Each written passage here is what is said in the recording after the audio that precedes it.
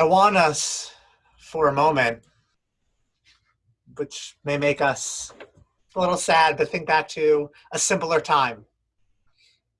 Believe it or not, it was only a handful of months ago. It seems like an eternity ago, but a time when we gathered in our sanctuary and our pews were packed, when children were running through the lobby, and even my own children swinging down the banisters on the stairs. That was what shul was. This pocket of the sanctuary having to shush that pocket because people were schmoozing and talking too loud. But there are two moments that always, each and every Shabbat, no matter what, there was silence and focus. The first, the Misha Berach prayer for healing, when sometimes a handful of people, sometimes dozens and dozens of members of our community would make their way onto the bima to stand in front of the Torah to add the name of a loved one who is deeply in need of our prayers.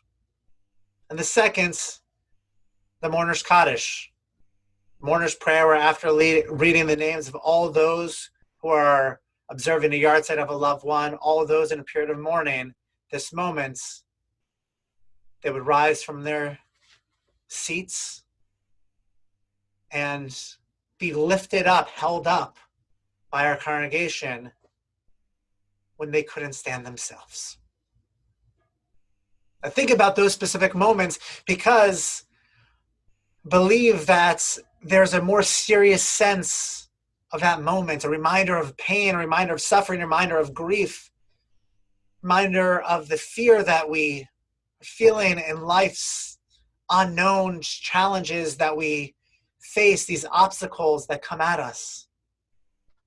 And in those moments, it's less about schmoozing with our neighbor. It was less about hurrying until we get to the locks at Kiddush. More about focusing on our need to connect to God, our need for our prayers to be heard at that moment. Moses says something very interesting in this week's Parashat Eikev. As he continues his final speech to the Israelites, as he continues to fear that when he leaves this world, as he does at the end of the book of Deuteronomy, the Israelites will forget all that he taught them, that he won't be there to continue them on their path along their way, keeping on the derech, keeping the straight line. But what he says to them, he says, Hishamer lacha, take care of yourselves, protect yourselves, guard yourselves, lest you forget about God and all that God has taught us and all that we're sanctified and commanded to do. If we do not protect ourselves, we will fail to walk in God's ways. The Torah tells us that Moses says, sure, you need God now, but when you've eaten well and built beautiful homes and increased your herds and your flocks, increased your wealth, when you've prospered, beware, lest your heart grow haughty and you'll forget God. And in some ways, Moses was not wrong by this fear, this idea that when our blessings are so abundant, that we so overwhelming that we can't even see and appreciate the blessings all around us, we often wonder, do we need God in our lives? Life is good, living the good life. We take that life for granted. We forget about the importance of prayer and the importance of community.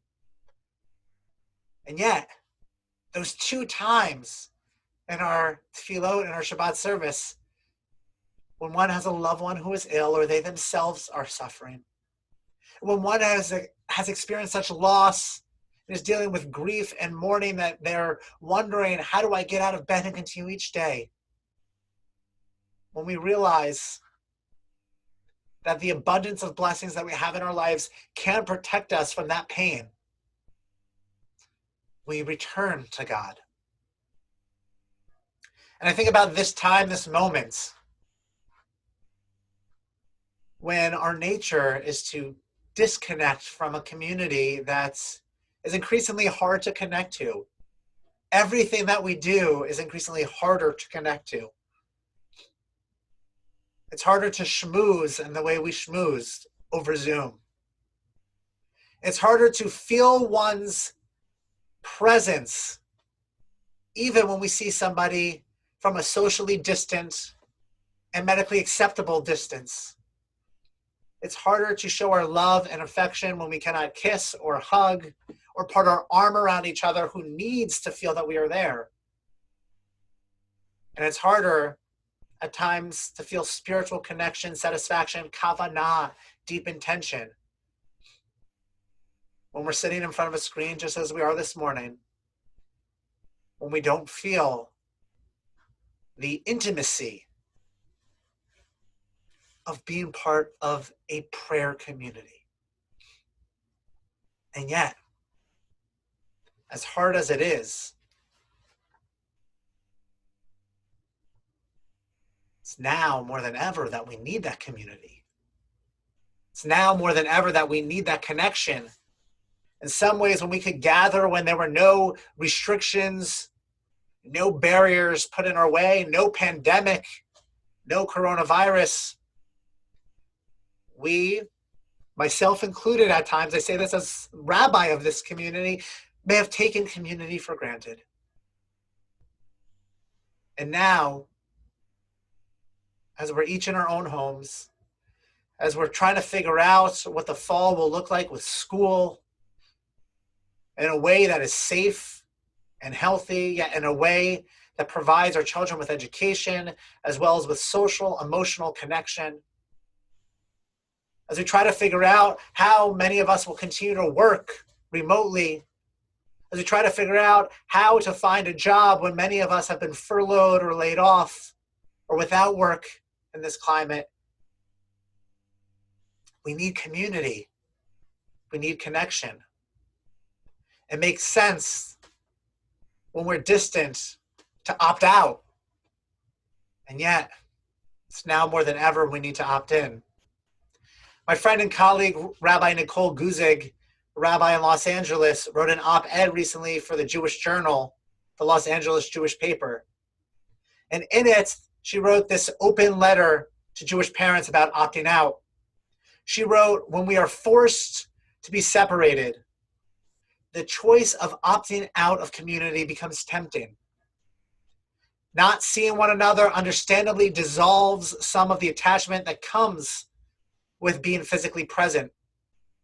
But when temptation leads us away from strengthening the Jewish spirit, that is the exact moment we should sprint in the opposite direction.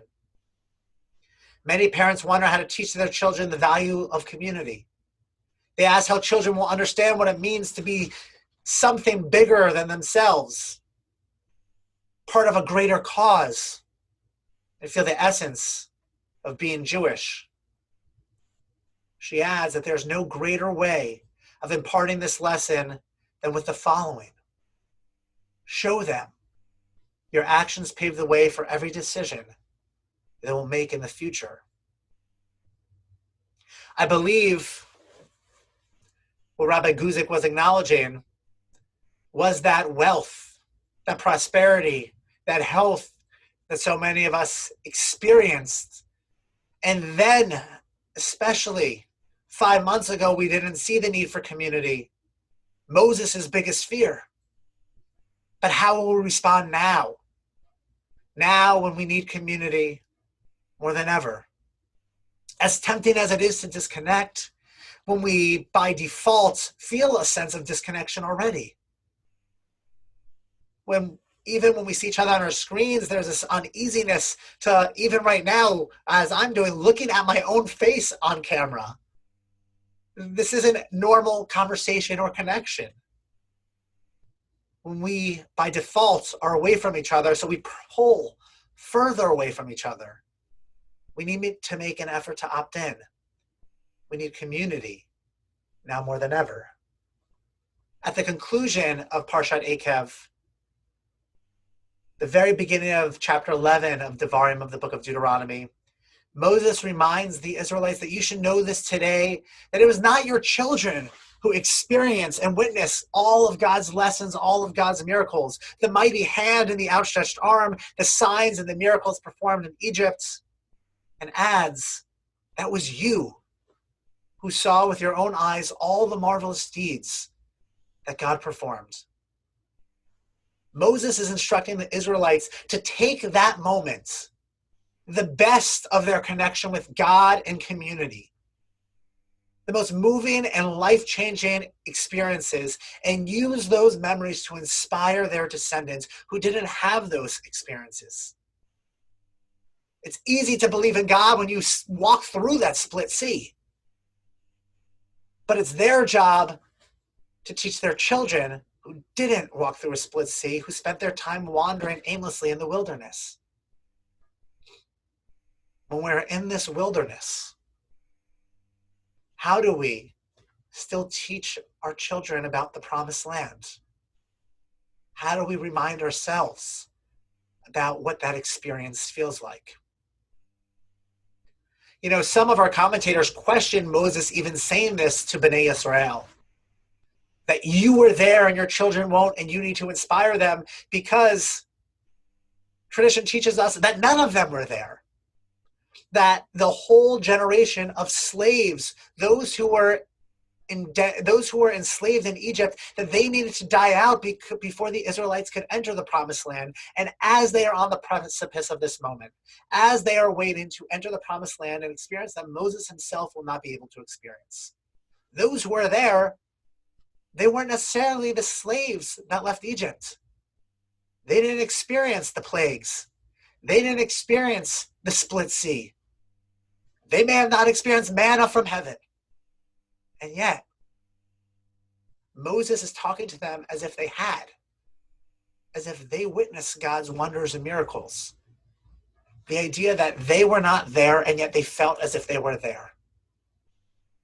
They didn't experience the best of what community is, and yet they still knew the best of what community is to create further community. They were able to feel as if they experienced God's power, God's presence, God's deeds, and God's miracles, even without being physically present for them. It's our job, our task, now more than ever, to opt in. And I know it sounds like I'm preaching to the choir here, those who are joining us for our virtual Shabbat service. But I encourage you to always feel this way, to be the catalyst for our loved ones to opt in as well. Moses tells us that when things are hard, when we've experienced pain and suffering and grief, this is when we need each other the most. This is when we need God the most. This is when we need community the most. The Israelites' ability to pass those experiences and lessons and values on to their children while they were wandering in the wilderness prepared them for entering the promised land. May we pass those experiences on as well. May we continue to opt in to community and understand that our definition of community continues to evolve in this climate, so that we too, God willing, one day soon can return to our promised land, to a life that is more familiar, more normal, more safe, a life that involves hugs again, a life that involves packed pews again, a life that involves children jumping off the stairs in the lobby again. May we return to that promised land soon, when we can all be physically together as community again. But may our memories of that experience carry us in this moment as we continue to create this community and create a community in this moment that still celebrates the essence of community, celebrates the essence of God, and celebrates the essence of all that we hold dear. Shabbat Shalom.